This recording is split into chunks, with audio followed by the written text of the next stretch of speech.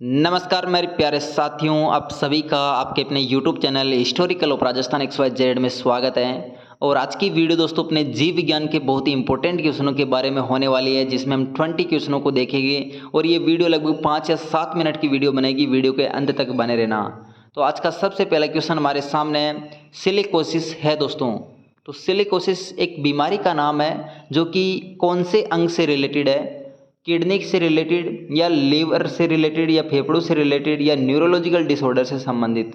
तो दोस्तों सिलिकोसिस किससे संबंधित है? ये एक दोस्तों फेफड़ों से रिलेटेड बीमारी होने वाली है, ठीक है। जो कि माइंस वगैरह में जो लोग काम करते हैं उसमें दोस्तों ये सिलिकोसिस बीमारी होती है, जो कि रेत या फिर दोस्तों क्वार्टर्ज नामक जो पत्थर होते हैं उनसे दोस्तों सिलिका नामक पत्थर निकलता है जो फेफड़ों में चला जाता है और सिलिकोसिस बीमारी का रूप ले लेता है, ठीक है। नेक्स्ट क्वेश्चन देखिए, भोजन विषाक्तता का कारण क्या दोस्तों? भोजन दोस्तों जहरीला बन जाता है, इसका क्या कारण है? तो यहाँ पे दोस्तों एक जीवाणु है साल्मोनेला बेसिलस, ठीक है। बैक्टीरिया है जो कि मतलब कि भोजन को विषाक्तता का रूप दे देता है, जिससे मतलब कि बुखार वगैरह रोग आने की संभावना ज़्यादातर हो जाती है भोजन की वजह से। नेक्स्ट देखिए, प्रसिद्ध बबल बेबी डिजीज इसलिए कहा जाता है क्योंकि?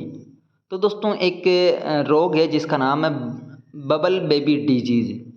ये नाम दोस्तों इस रोग को क्यों दिया गया है? तो यहाँ पे दोस्तों इसका राइट आंसर क्या होगा? पीड़ित जो बच्चे होते हैं इसका उपचार दोस्तों रोगाणु मुक्त प्लास्टिक का जो बुलबुले में किया जाता है, इसकी वजह से दोस्तों इसका नाम क्या दिया गया? बबल बेबी डिजीज रोग दिया गया है, ठीक है। नेक्स्ट क्वेश्चन देखिए, ऑर्निथोफिली किसके द्वारा प्रभावित होती है दोस्तों? तो ऑर्निथोफिली की बात करें, ये एक मतलब कि प्रक्रिया है ऑर्थिनोफिली, जिसमें दोस्तों पक्षी जो होते हैं पक्षियों के द्वारा फूलों के अंतर्गत परागण की क्रिया संपन्न होती है। इसको दोस्तों ऑर्थिनोफिली के रूप में जानते हैं, ठीक है। तो ऑर्थिनोफिली दोस्तों पक्षियों के द्वारा परागण की जो प्रक्रिया होती है उसको क्या कहा जाता है? ऑर्थिनोफिली। नेक्स्ट क्वेश्चन देखिए, निम्नलिखित में से कौन सा विटामिन कैल्शियम के अवशोषण में मदद करता है?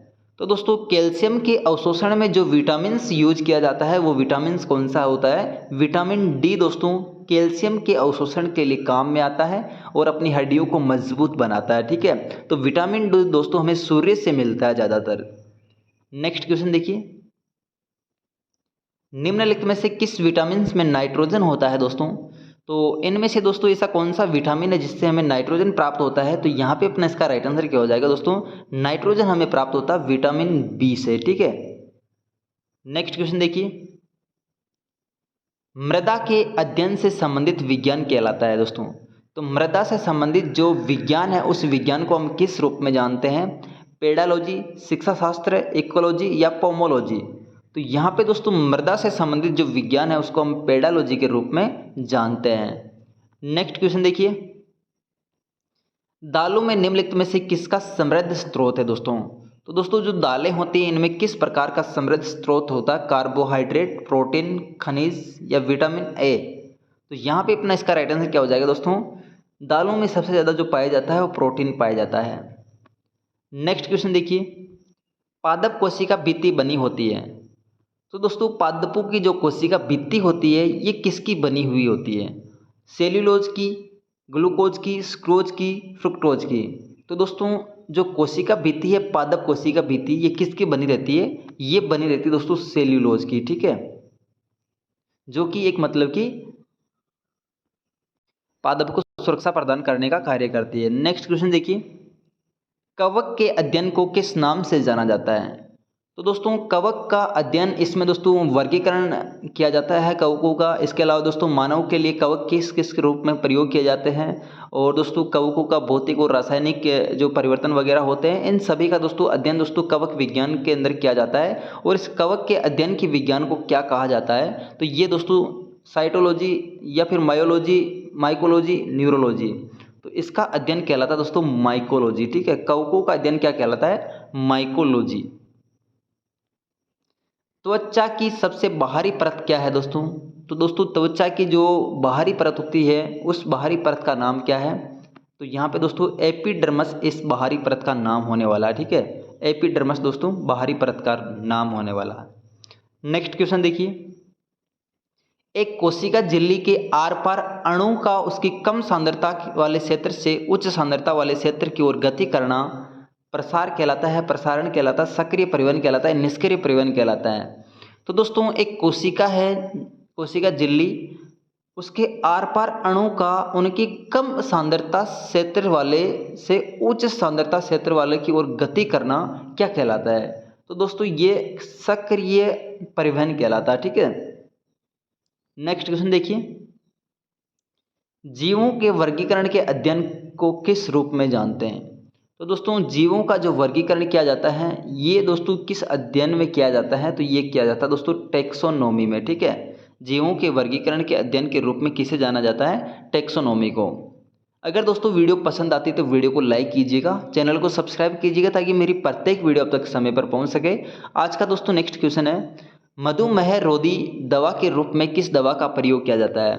तो दोस्तों मधुमेह जो रोगी है उसके लिए मधुमेह रोधी नामक दवा यूज की जाती है। ये कौन सी दवा है? ठीक है, तो यहाँ पे अपने इसका राइट आंसर क्या हो जाएगा? इस दवा का नाम है मेटफॉर्मिन। ठीक है, नेक्स्ट क्वेश्चन देखिए, निम्न में से कौन सा विषाणु जनित रोग है? दोस्तों तो इनमें से ऐसा कौन सा रोग है जो कि विषाणु जनित रोग है? तो यहाँ पे अपने इसका राइट आंसर क्या हो जाएगा? दोस्तों विषाणु जनित रोग है पोलिया। ठीक है, जो पोलियो रोग है एक विषाणु जनित रोग है।